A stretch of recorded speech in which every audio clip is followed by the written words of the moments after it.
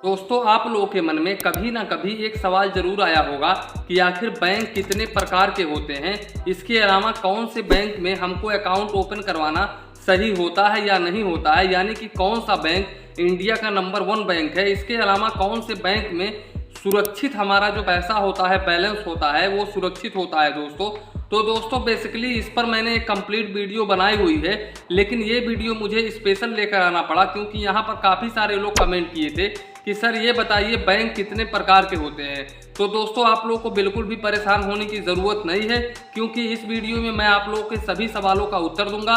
तो इसी के साथ में चलिए वीडियो शुरू करते हैं। दोस्तों, यहाँ पर अगर आप पूछते कि अकाउंट्स कितने प्रकार के होते हैं तो उस केस में मैं आप लोगों को बता दा कि अकाउंट्स 2 प्रकार के होते हैं। पहला जो सेविंग्स अकाउंट्स है, दूसरा जो है वो करंट अकाउंट है दोस्तों।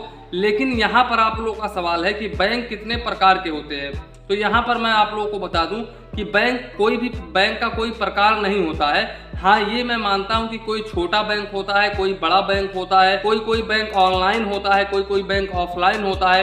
तो इस तरह से बैंक होते हैं, लेकिन बैंक के कोई प्रकार नहीं होते हैं दोस्तों। यहाँ पर मैं आप लोगों को क्लियर कर देता हूँ। अब आप लोगों के मन में एक सवाल होता है कि आखिर कौन से बैंक में हमको अकाउंट ओपन करवाना चाहिए। तो दोस्तों, यहाँ पर मैं आप लोगों को बता दूं कि इंडिया में जो भी बैंक है, वो चाहे तो स्मॉल सेक्टर का बैंक हो, चाहे तो स्मॉल फाइनेंस बैंक हो, वो चाहे तो कोई बड़ा बैंक हो, वो चाहे तो ग्रामीण बैंक हो, वो सभी बैंक में आप लोगों का जो पैसा है वो 100 और 1% सुरक्षित होता है दोस्तों।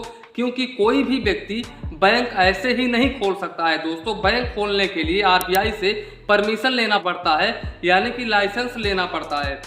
जब वो लाइसेंस लेंगे तभी वो बैंक ओपन कर पाएंगे। ऐसे ही कोई आकर के बैंक ओपन नहीं कर सकता है दोस्तों, क्योंकि बैंक ओपन करने के लिए कुछ फंड की ज़रूरत होती है।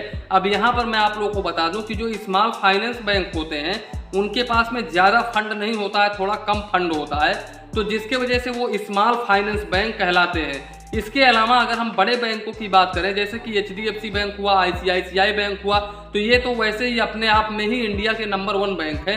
अगर हम इंडिया के नंबर 1 बैंकों की बात करें तो यहाँ पर प्राइवेट सेक्टर में HDFC बैंक इंडिया का टॉप क्लास और नंबर 1 बैंक है दोस्तों। इसके अलावा अगर हम गवर्नमेंट सेक्टर की बात करें तो यहाँ पर state bank of India India का नंबर 1 बैंक है दोस्तों। अब यहाँ पर काफ़ी सारे लोगों के मन में ये सवाल होता है कि ग्रामीण बैंक कैसा बैंक है। तो यहाँ पर मैं आप लोगों को बता दूं कि ग्रामीण बैंक जो होता है उनका जो स्पॉन्सर्स करते हैं वो बड़े बैंक ही करते हैं, जैसे कि उत्तर बिहार ग्रामीण बैंक है। तो यहाँ पर इनके जो स्पॉन्सर्स हैं वो है सेंट्रल बैंक ऑफ इंडिया। इसके अलावा दोस्तों यहाँ पर पूर्वांचल ग्रामीण बैंक है, इसका जो स्पॉन्सर देता है वो स्टेट बैंक ऑफ इंडिया देता है। उसके बाद में महाराष्ट्र ग्रामीण बैंक है, तो यहाँ पर इसका स्पॉन्सर बैंक ऑफ महाराष्ट्र करता है। तो इसी तरह से जितने भी ग्रामीण बैंक होते हैं उनके स्पॉन्सर्स होते हैं एक बड़े बैंक दोस्तों। तो उस केस में वो भी एक आरबीआई से बद्ध है, आरबीआई के अंडर में ही आता है। तो आप लोग को बिल्कुल भी घबराने की जरूरत नहीं है, आपका पैसा बिल्कुल सेफ है दोस्तों। अब यहाँ पर एक सवाल और होता है, ग्रामीण बैंक में हमको फायदा क्या होता है।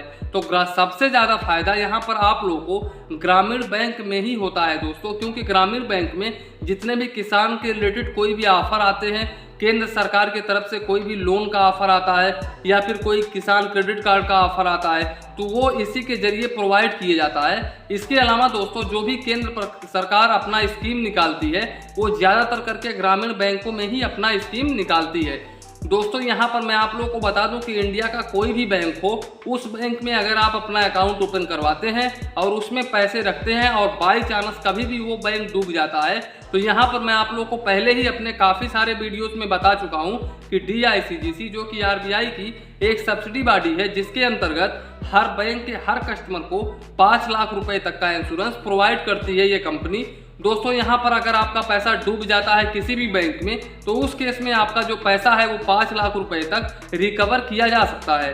100 और 1% दोस्तों आपका 5 लाख रुपए तक कहीं नहीं जाएगा, उसके ऊपर हम गारंटी नहीं दे सकते। तो दोस्तों इसी के साथ में वीडियो समाप्त करता हूं। आशा करता हूं आप लोगों के मन में जो भी डाउट, जो भी सवाल होंगे वो बिल्कुल ही क्लियर हो गए होंगे। तो इसी के साथ में वीडियो समाप्त करते हैं। वीडियो पसंद आया हो तो प्लीज़ वीडियो को एक लाइक करिए और अपने चैनल फाइनेंस बैंकिंग को सब्सक्राइब करिए। मन में कुछ डाउट हो, कंफ्यूजन हो तो प्लीज़ कमेंट करिए। धन्यवाद, मिलते हैं नेक्स्ट वीडियो।